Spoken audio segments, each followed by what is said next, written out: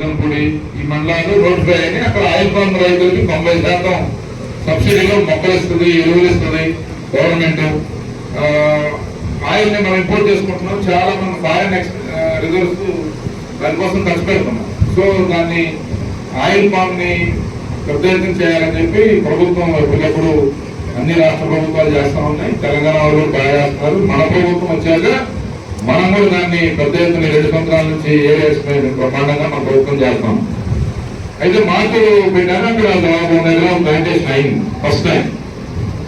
85లో ఇందిరామారావు గారు మొట్టమొదటిసారిగా దేశానికి మన రాష్ట్రంలో ఆయిల్ పామ్ పంట వారి చేతితో నాటి ఇక్కడ ఈరోజు 4 లక్షల 5 లక్షల ఎకరాల్లో ఆయిల్ పామ్ పంట పండిస్తున్నారు. కొన్ని కోట్లాది రూపాయల ఫారెన్ రిజర్వ్ మన దగ్గర నిల్వలు కాపాడుకోవడానికి ఈరోజు మనం ఇన్ని లక్షల ఎకరాల్లో ఆయిల్ పామ్ పండించడం. సో మధ్యలో మన ప్రభుత్వం దాన్ని పెంచుకోలేదు. ఈరోజు మన ప్రభుత్వం సీరియస్ గా దాన్ని పెంచుకుంటా ఉంది.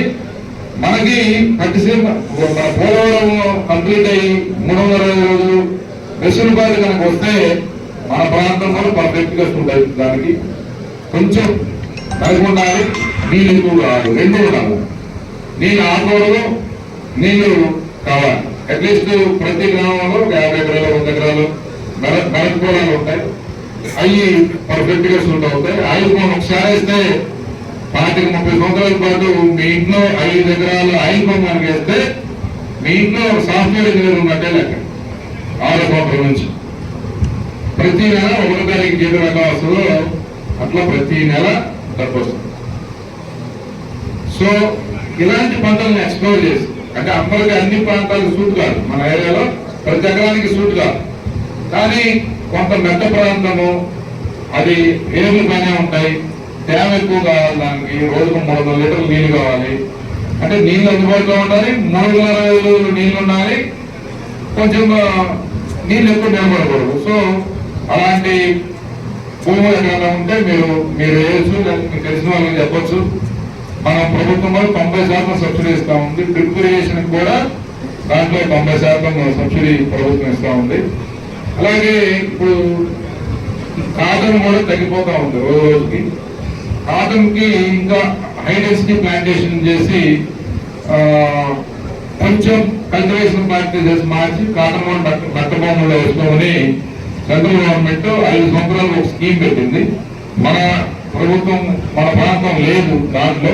నేను ఈరోజే ఒక లెటర్ ముఖ్యమంత్రి గారికి అలాగే మన అగ్రికల్చర్ మినిస్టర్ గారికి పంపించడం జరిగింది, మా ప్రాంతాన్ని కూడా యాడ్ చేయమని. సో నేను అంటే మనకి 5 సంవత్సరాల క్రితం వరకు అక్కడక్కడ వేసేవాళ్ళు పత్రిక, కానీ ఇప్పుడు పూర్తిగా మానేశారు. అది ఒక్కటి కావట్లేదు, రకరకాల ప్రాబ్లమ్స్. ఇప్పుడు కొత్త బీటీ విత్తనాలు కూడా మనం ఇస్తున్నారు. ఒక్క 100 గ్రాముల కిట్ మనం తీసుకుంటే మనకి దాదాపు 200 ఎకరాలకి మనం సీడ్ తయారు చేసుకోవచ్చు మన గ్రామంలోనే. గతంలో మనం విత్తనం అంతా తయారు చేస్తున్నాము. మన ప్రాంతం ఈ ప్రాంతంలో చాలా మంది రైతులకి విత్తనాలు సప్లై చేసే గ్రామాలు మనకి ఉన్నాయి యాక్చువల్గా.